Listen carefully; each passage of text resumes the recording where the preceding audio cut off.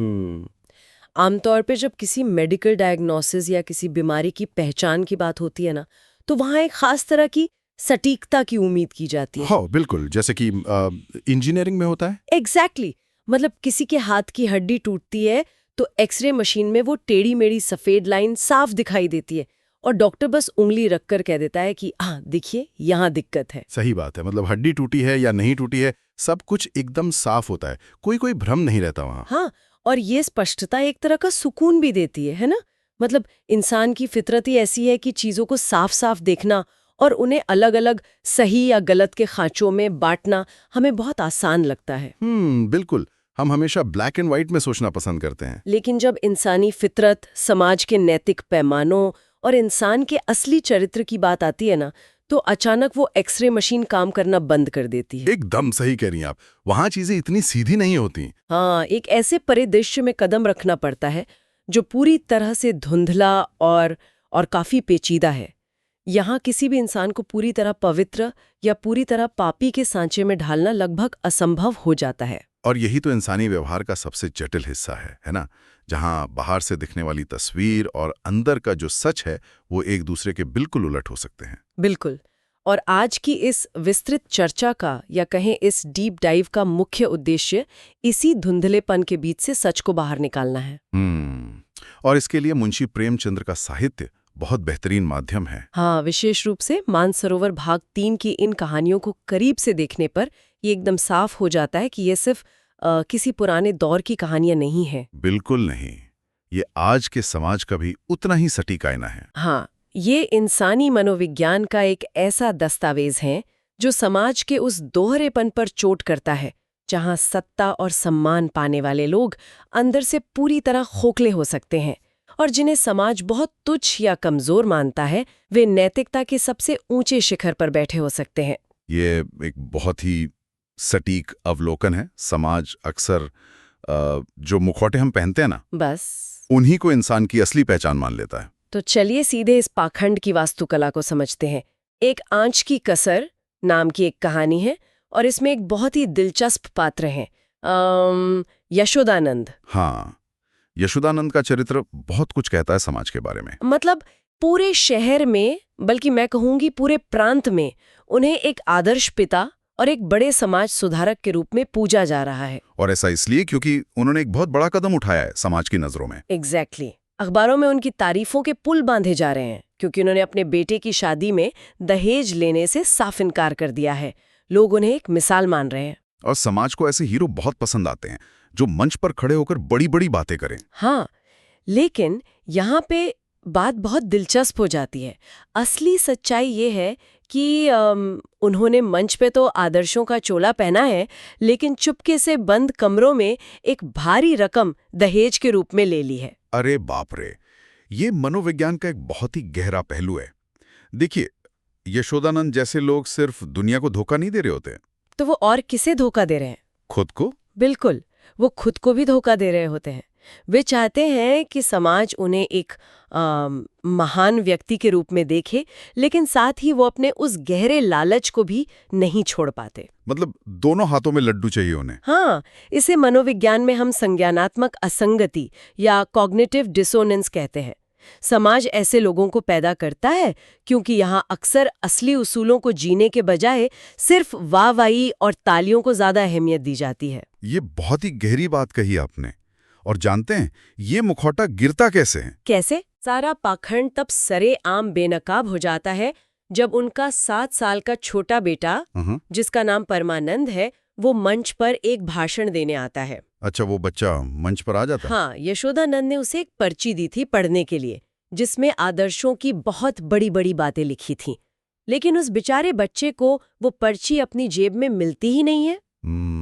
बच्चे तो बच्चे होते हैं। बिल्कुल। और उसकी जगह वो अपनी जेब से वो गुप्त रसीद निकालता है जो पिता ने अपनी मेज पर रखी थी और फिर भरी सभा में जोर जोर से उस रिश्वत या कहें दहेज की रसीद को पढ़ने लगता है। कमाल है।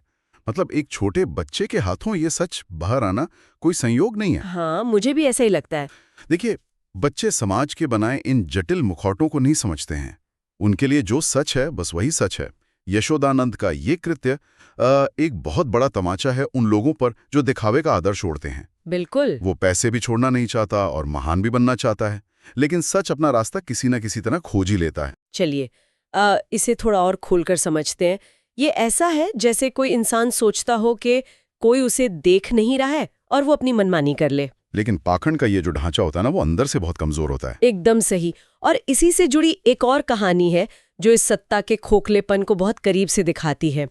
कहानी का नाम है दंड। हाँ, इसमें मिस्टर सिन्हा का जो किरदार है वो बहुत पावरफुल है। हाँ, इसमें एक शक्तिशाली जॉइंट मजिस्ट्रेट है मिस्टर सिन्हा, जो न्याय की कुर्सी पर बैठते हैं और पूरे शहर पर उनका एक अलग ही दबदबा है। मतलब वो इंसान जिसके एक इशारे पर किसी की भी जिंदगी बदल सकती है। बिल्कुल।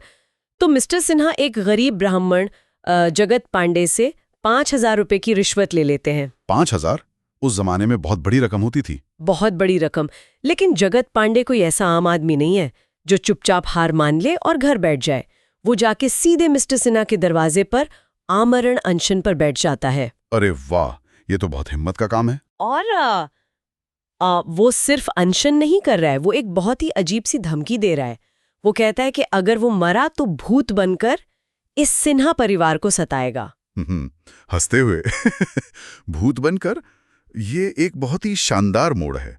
मतलब एक ऐसा इंसान जिसके पास कोई कानूनी या राजनीतिक ताकत नहीं है, वह अपने प्राणों की बाजी लगाकर और ऐसी अजीब सी धमकी देकर सत्ता को चुनौती दे रहा है। हाँ, लेकिन मुझे एक बात खटकती है यहाँ। मतलब मिस्टर सिन्हा तो एक जॉइंट मजिस्ट्रेट है ना। बिल्कुल, वो बहुत ताकतवर है। उनके पास पुलिस है, पूरा कानून है। वे चाहें तो उस आदमी को 1 मिनट में गिरफ्तार करवा सकते हैं या उसे वहां से जबरदस्ती उठवा सकते हैं। फिर वो एक भूत की धमकी से इतना डर क्यों जाते हैं? बहुत अच्छा सवाल है। देखिए, क्योंकि ये जो संस्थागत सत्ता होती है ना, इंस्टीट्यूशनल पावर, ये अक्सर एक ताश के महल की तरह होती है। House of cards. एग्जैक्टली।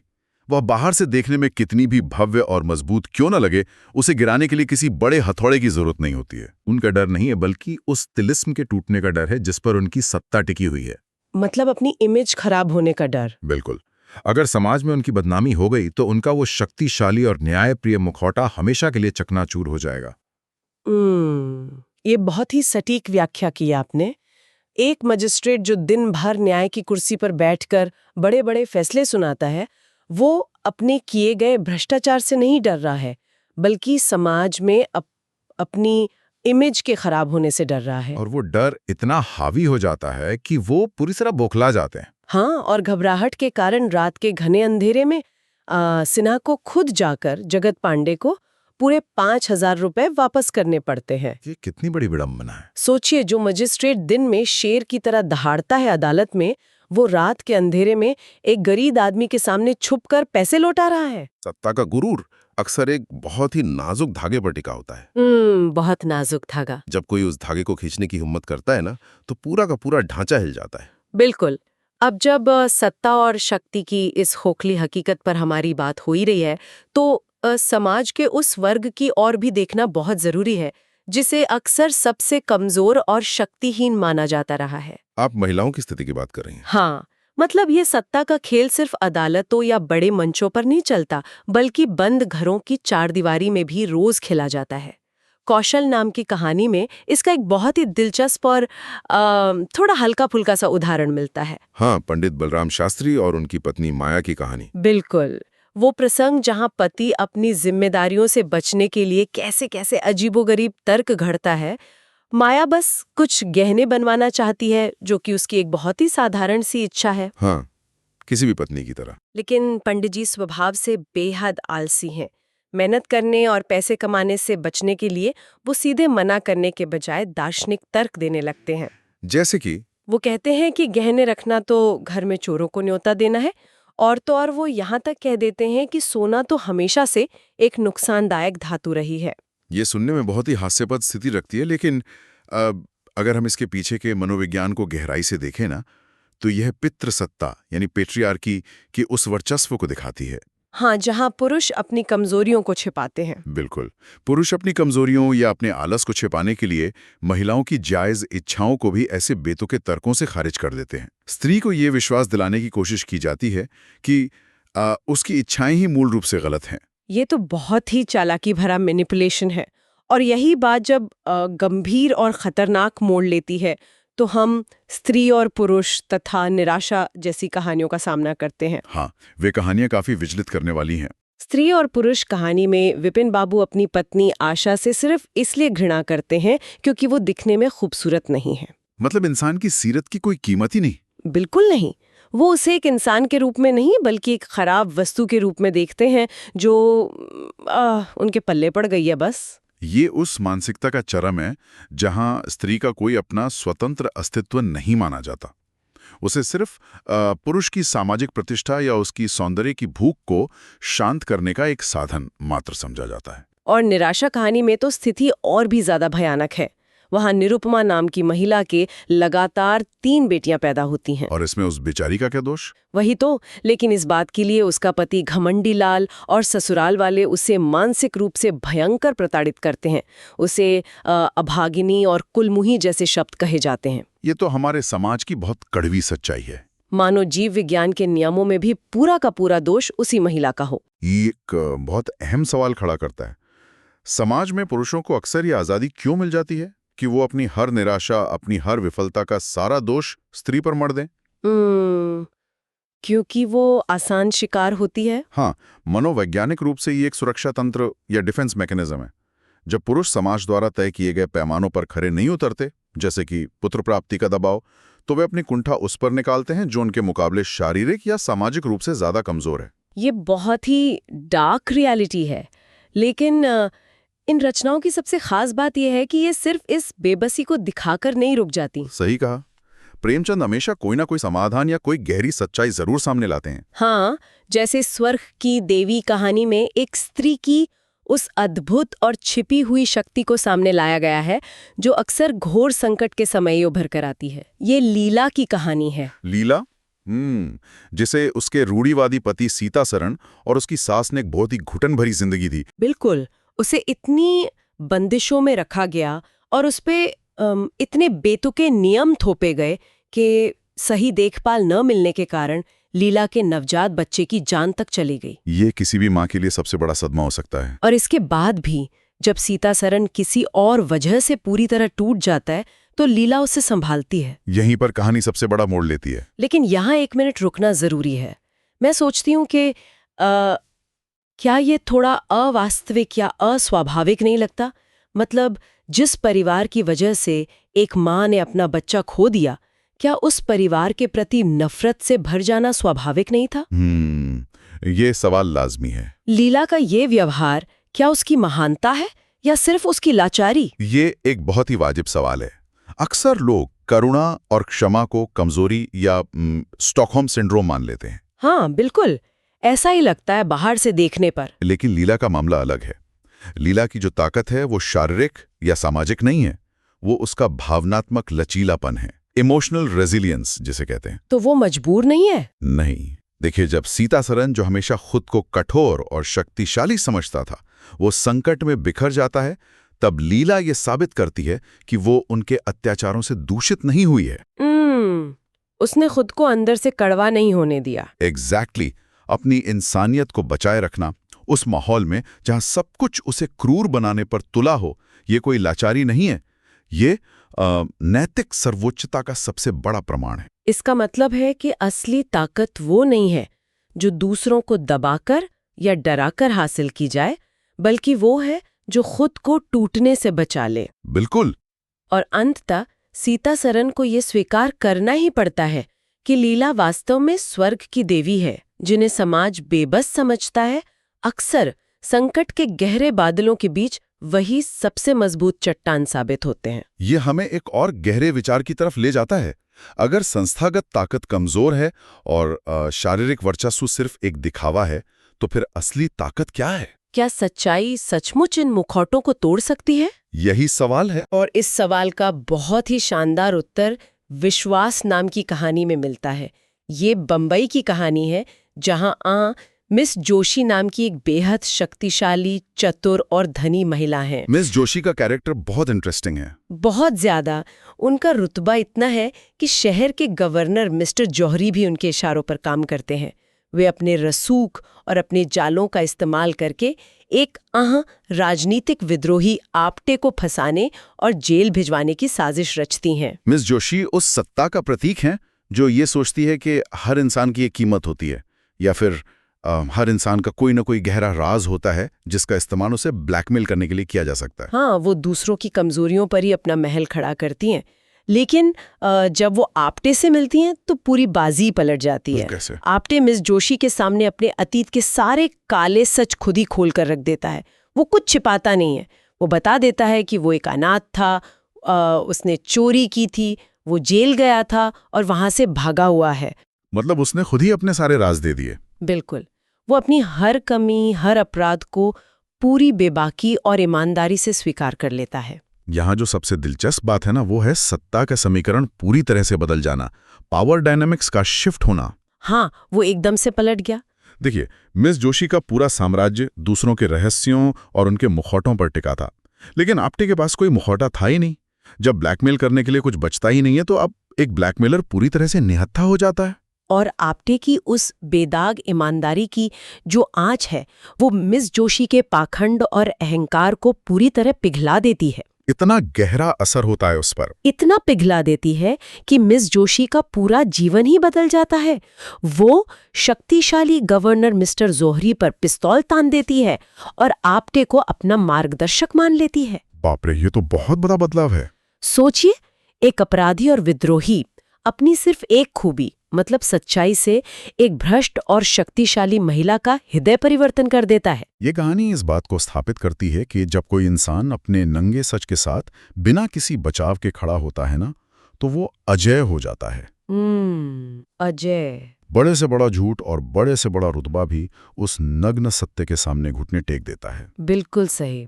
और हृदय परिवर्तन और नैतिकता की इस बहस को जो कहानी सबसे ऊंचे और शायद सबसे चुनौतीपूर्ण शिखर पर ले जाती है, वो है माता का हृदय। ये यकीनन इन सभी कहानियों में सबसे ज्यादा झकझोर देने वाली कहानी है। बहुत इमोशनल है। इसमें माधवी नाम की एक विधवा है, उसका इकलौता और बहुत ही नेक बेटा एक भ्रष्ट अधिकारी मिस्टर बागची की वजह से झूठे केस में फंसाकर जेल में डाल दिया जाता है। एक माँ के लिए इससे बड़ा दुख क्या होगा। माधवी का तो पूरा संसार ही उजड़ जाता है। वो बदला लेने के इरादे से अपना वेश बदलकर एक गरीब मजदूरनी के रूप में मिस्टर बागची के घर काम करने जाती है। वो उनके घर के अंदर घुस जाती है। हाँ, और उसका एकमात्र मकसद है उस परिवार को अंदर से बर्बाद करना। और कोई भी तर्कशील इंसान माधवी के इस गुस्से और प्रतिशोध को पूरी तरह से जायज ठहराएगा। बिल्कुल। न्याय का तकाजा यही कहता है कि जिस इंसान ने उसके बेकसूर बेटे की जिंदगी बर्बाद की, उसे भी वही पीड़ा मिलनी चाहिए। एकदम सही। लेकिन होता क्या है, जब माधवी उस घर में काम कर रही होती है तो मिस्टर बागची का छोटा सा बच्चा भयंकर रूप से बीमार पड़ जाता है। अच्छा? वो बच्चा मौत के मुंह में जा रहा होता है। हाँ। ये माधवी के लिए अपना बदला पूरा करने का सबसे सही मौका था। उसे कुछ करने की जरूरत भी नहीं थी। वो बस चुपचाप खड़ी रहती, तब भी वो बच्चा मर जाता। उसे बस इग्नोर करना था उस स्थिति को। एग्जैक्टली। लेकिन जब वो उस तड़पते हुए बच्चे को देखती है तो उसका माता का हृदय पिघल जाता है। एक माँ का दिल। जो माधवी उस परिवार को बर्बाद करने आई थी, वो अपनी नींद और भूख त्याग कर उस छोटे से बच्चे की दिन रात सेवा करती है और उसकी जान बचा लेती है। एक माँ जो दूसरे माँ बाप को रुलाने आई थी, खुद उस बच्चे का दुख नहीं देख पाती। लेकिन यहाँ भी मेरे दिमाग में एक बहुत बड़ा सवाल खड़ा होता है। क्या सवाल? क्या ये फैसला माधवी के अपने बेटे के साथ विश्वासघात नहीं है? मतलब न्याय के तराजू पर देखा जाए तो क्या ये करुणा वास्तव में एक ताकत है या सिर्फ एक माँ की जैविक लाचारी या बायोलॉजिकल इंस्टिंक्ट जो तर्क और न्याय दोनों पर हावी हो गए? ये इस पूरी चर्चा का मैं कहूँगा सबसे गहरा बिंदु है। देखिए, प्रतिशोध लेना इंसान का बनाया हुआ तर्क है, लेकिन माधवी का जो हृदय है वो एक प्राकृतिक शक्ति की तरह काम करता है, एक फोर्स ऑफ नेचर जो मानवीय नफरत या बदले की भावना से कहीं ऊपर है। तो वो नफरत से ऊपर उठ गए। बिल्कुल। बुराई का जवाब अगर बुराई से दिया जाए तो वो सिर्फ एक अंतहीन चक्र बन जाता है। माधवी का कृत्य कोई कमजोरी नहीं है, ये उस नफरत के चक्र को तोड़ने की ताकत है। और इस विशुद्ध करुणा का असर क्या होता है? खुद उस भ्रष्ट अधिकारी बागची की आत्मा कांप जाती है। जो होना ही था। जिस अधिकारी को न कानून व डर था, न समाज का, वो माधवी की इस करुणा के आगे पूरी तरह टूट जाता है और हमेशा के लिए बदल जाता है। यही तो सच्ची इंसानियत की जीत है। तो इतनी सारी कहानियों और इंसानी मनोविज्ञान की इन परतों को उधेड़ने के बाद श्रोताओं के लिए असली निष्कर्ष क्या निकलता है? निष्कर्ष बहुत साफ है। इन सभी घटनाओं से एक बात तो एकदम साफ है कि ये समाज जो तमगे पहनाता है, जैसे यशोदानंद को आदर्श नेता का, मिस्टर सिन्हा को शक्तिशाली अधिकारी का, लीला या निरुपमा को कमजोर स्त्री का, या आप्टे को अपराधी का, ये तमगे अक्सर हकीकत से कोसों दूर होते हैं। बिल्कुल, वे सिर्फ वो एक्सरे रिपोर्ट हैं जो बीमारी की असली जड़ नहीं दिखा पाती। असली इंसानियत, असली चरित्र तो तब सामने आता है जब व्यक्ति किसी गहरे संकट में होता है, जब उसके पास कोई विकल्प नहीं बचता। हाँ, जब उसके सामने अपनी जान, अपना स्वार्थ या किसी दूसरे की भलाई में से एक को चुनने का मौका आता है। जब कोई देख नहीं रहा होता, तब इंसान जो करता है ना, वही उसका असली स्वरूप होता है। मुखौटे चाहे कितने भी खूबसूरत या डरावने क्यों ना हों, वो कभी ना कभी उतर ही जाते हैं। और जब वे उतरते हैं तो या तो यशोदानंद जैसी कायरता सामने आती है, या फिर माधवी जैसी विशुद्ध करुणा। और शायद यही कारण है कि प्रेमचंद की ये रचनाएं समय के किसी भी दायरे में पुरानी नहीं पड़ती। इंसानी फितरत का ये द्वंद्व हर युग में बिल्कुल वैसा ही रहता है। लेकिन इस पूरी चर्चा के अंत में सुनने वालों के लिए एक बिल्कुल नया विचार उभर कर सामने आता है। प्रेमचंद के उस दौर में या आज से कुछ दशकों पहले तक मुखौटे समाज के सामने उतारे जा सकते थे। मतलब इंसान अपने घर लौटकर असली रूप में आ सकता था। बिल्कुल। इंसान जब अपने घर लौटता था तो वो अपना सामाजिक मुखौटा उतारकर कुछ पल के लिए अपने असली रूप में जी सकता था। लेकिन आज के इस डिजिटल युग में, जहां हर इंसान की एक 24 घंटे चलने वाली वर्चुअल आइडेंटिटी बन गई है, एक अजीब सी स्थिति पैदा हो गई है। ये तो बहुत ही डरावना सच है। ये सोचने वाली बात है कि क्या इंसान ने अब ऐसे मुखौटे पहन लिए हैं जो उसकी त्वचा के साथ ही जोड़ चुके हैं, जैसे वो मुखौटा ही उसका चेहरा बन गया हो। क्या वो दिन दूर है जब इंसान अकेले में अपने कमरे में शीशे के सामने खड़े होकर भी अपना मुखौटा उतारना चाहेगा, लेकिन उसे एहसास होगा कि अब मुखौटा ही उसका असली चेहरा बन चुका है। तो चलिए, इसी गहरे विचार के साथ हम आज की ये गहन पड़ताल यहीं समाप्त करते हैं। जुड़ने के लिए धन्यवाद।